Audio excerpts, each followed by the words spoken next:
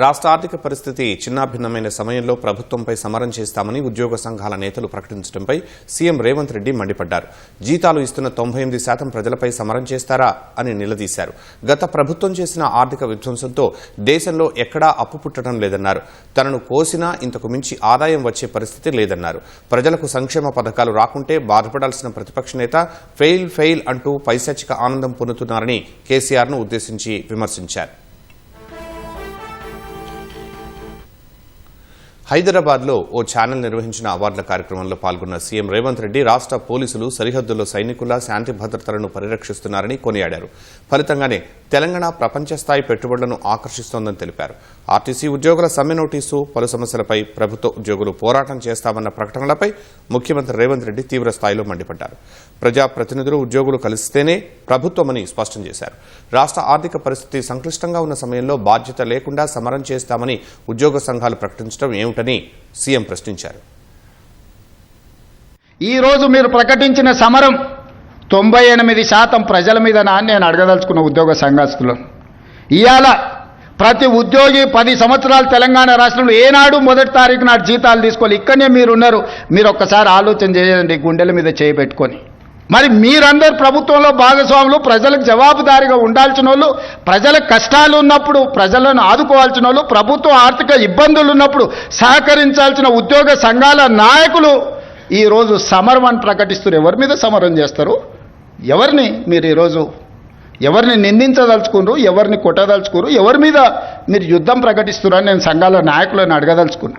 మీకు బాధ్యత లేదా? 35 సంవత్సరాలు ప్రజలకు మన జీత భత్యాలు ఇచ్చి రిటైర్ అయిపోయిన తర్వాత మనకు పెన్షన్ కూడా ఇచ్చి మన కుటుంబాలను ఆదుకుంటున్న 98% ప్రజల యొక్క ఇవన్నీ చేయాల్సిన బాధ్యత ప్రభుత్వ ఉద్యోగ సంఘాల నాయకుల మీద లేదా?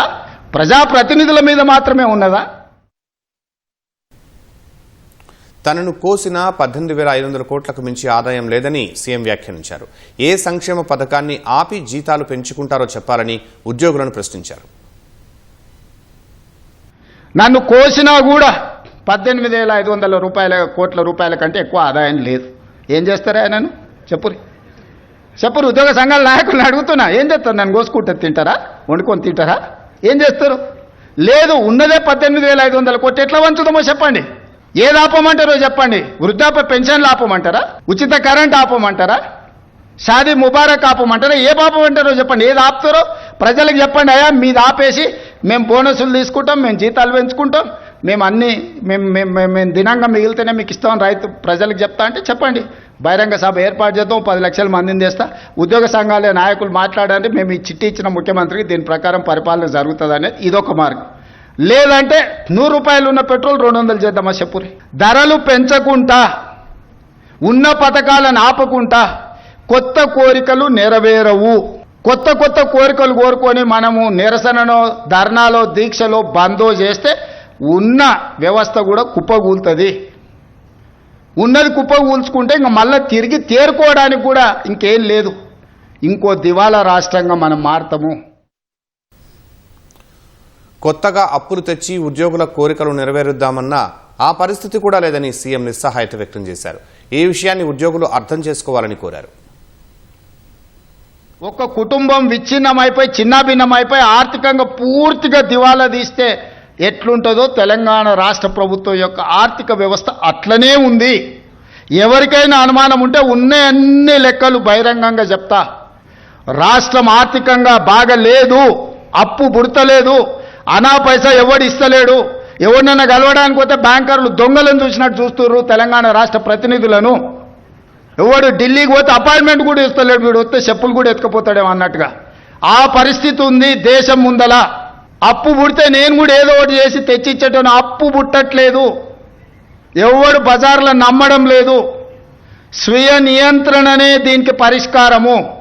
ముఖ్యమంత్రిగా ఎక్కడికి పోయినా నాకు ప్రత్యేక విమానం తీసుకొని పోవచ్చు. ప్రత్యేక విమానం కాదు కదా, మామూలు విమానంలో కూడా ఎకానమీ టికెట్ కొనుక్కొని పోతున్నా. విదేశాలు పోతే కూడా ఫస్ట్ క్లాస్ ఏది కావాలన్నా ముఖ్యమంత్రికి ఆ హోదా ఉంటుంది. నేను ఆ టికెట్లు కూడా కొనుక్కోవడం లేదు. చాలా నార్మల్ సామాన్య ప్రయాణికులతో నేను ప్రయాణం చేస్తున్నా. ప్రతి దగ్గర మా ఖర్చులను తగ్గించుకొని, నియంత్రించుకొని, నేను ఎవరికి చెప్పలే ఈరోజు వరకు. ఎందుకు చెప్పలేదంటే అదేదో చెప్పుకుంటే గొప్పలాగా ఉంటే, ఉద్యోగ సంఘ నాయకులారా, రాష్ట్ర ప్రభుత్వం అనేది మన కుటుంబము, ఈ పరువును బజార్లో మీరు పడేస్తాము అని అంటే కుటుంబ పెద్దగా వద్దు అని నేను విజ్ఞప్తి చేస్తున్నా. 11-12% అప్పులు తెచ్చిన రాష్ట్రాన్ని ఊబిలోకి నెట్టిన ప్రతిపక్ష నేత ఫామ్ హౌస్లో హాయిగా పడుకున్నారని ఆరోపించారు. ఆర్థిక విధ్వంసం సృష్టించి ఇప్పుడు ఫెయిల్ అంటూ పైశాచిక ఆనందం పొందుతున్నారన్నారు. 11% మిత్తికి తెస్తాడే, 3-4%కి రావాల్సినోడు ఎవడన్నా 10 రూపాయల మిత్తికి డైలీ ఫైనాన్స్ తెచ్చుకునేటోడు ఉంటాడు చూడు బజార్లో, అంతకంటే ఎక్కువ అధ్వానంగా అప్పులు తెచ్చిపెట్టిండు ఆయన. హ్యాపీగా పోయి ఫామ్ హౌస్లో దుప్పటి కప్పుకొని పండుకు సావునరా మీ సావు అని. 3 నెలలకు ఒకసారి బయటకు వస్తాడు, తిడతాడు, పోతాడు, అది ఫెయిలు, ఇది ఫెయిలు, ఇది ఫెయిలు, అది ఫెయిల్ అని. ఆయనకి ఏముంది, ఆనందంగా ఉంది. అది చెప్పేటప్పుడు ఫేస్లో ఎంత ఆనందంగా అనిపిస్తుంది అంటే, రైతు బంధు ఫెయిల్ అనగానే ఆయన ఫేస్లో ఇట్లా బల్బు 1000 వోల్టుల బల్బు వెలిగినట్టుంది. ఎవడైనా బాధపడతాడా, అరే ఏదన్నా తప్పు జరిగింది ఎవరికైనా రాలేదంటే బాధతో చెప్తాం మనం. ఫీజు రియంబర్స్మెంట్ చేయలేదంటే అయ్యో పాపం పిల్లలు ఫీజులు కట్టకపోతే ఎట్లా వాళ్ళు చదివేట్లా అని ఒక బాధ ఉంటుంది. జీతభత్యాలు రిటైర్డ్ ఉద్యోగస్తులకు బెనిఫిట్స్ ఇవ్వలేదంటే ఒక కన్సర్న్ ఉంటుంది, అరే నీ అమ్మ ఏందా ఇట్లా అయిపోయిందని.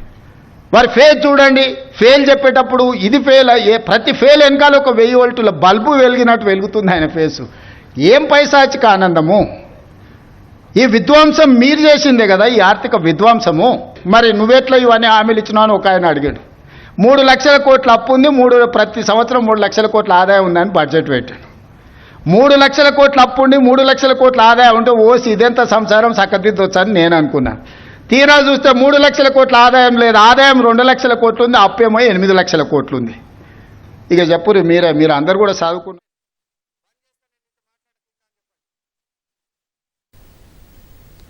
ఉద్యోగులు చేయాల్సింది సమరం కాదని సమయస్ఫూర్తి ప్రదర్శించాలని సీఎం రేవంత్ రెడ్డి కోరారు. తెలంగాణ రాష్ట్రాన్ని నెంబర్ 1 స్థానంలో నిలపాలనే ప్రభుత్వ లక్ష్యానికి కలిసి రావాలని సూచించారు. రాజకీయ నాయకులకు ఉంటుంది ప్రభుత్వాన్ని అస్థిరపరచాలని, ఈ ప్రభుత్వాన్ని బద్నాం చేయాలి, ఈ ప్రభుత్వం సాఫీగా నడవద్దని కొన్ని రాజకీయ పార్టీలకు ఆ నాయకులకు ఉంటుంది. మీరు వాళ్ళ ఉచ్చులో పడి వాళ్ళ చేతుల పావులుగా మారి, వాళ్ళ చేతిలో చురకత్తులుగా మారి ప్రజల గుండెల్లో కూర్చాలనే ప్రయత్నం చేస్తే అది గాయమవుతుంది తప్ప దానివల్ల ఏం లాభం లేదు.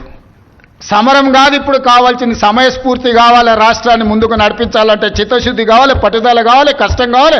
మన రక్తాన్ని చెమటగా మార్చి మనల్ని నమ్ముకున్న 98% ప్రజలకు సేవలు అందించాలి. 35 ఏళ్ళు సర్వీసులో ఆ తర్వాత రిటైర్డ్ అయినా మనం బ్రతకడానికి ప్రజలు కట్టిన పన్నులో నుంచి ప్రభుత్వం పనిచేస్తుంది. ప్రజాప్రతినిధిగా తెలంగాణ రాష్ట్ర ముఖ్యమంత్రిగా నేను జీవితకాలం ఊడిగం చేసినా కూడా తక్కువనే అవుతుంది ప్రజలు ఇచ్చిన అవకాశానికి. ప్రభుత్వం అంటే రేవంత్ రెడ్డి వేరు, ప్రభుత్వ ఉద్యోగస్తులు వేరు కాదు. మేము కలిస్తేనే ప్రభుత్వం. మనం పాలకులం కాదు, మనం సేవకులం. ప్రజలకు సేవ చేయడానికే ఇక్కడ ఉన్నాం. సంఘాల నాయకులారా, కార్మిక సంఘాల నాయకులారా, సవినయంగా మనవి చేస్తున్నా, మన బాధ్యతలు మనం నిర్వహించుకుందాం. ఈ కొట్లాడి తెచ్చుకున్న తెలంగాణ కోతుల గుంపుకు అప్పచెప్పినట్టు చేసుకోవద్దు. మనం సాధించుకున్న తెలంగాణను మనం అభివృద్ధి పదం వైపు నడిపించుకుందాము. ప్రపంచానికే ఆదర్శంగా నెంబర్ 1గా నిలబడేటట్టు చేద్దాం.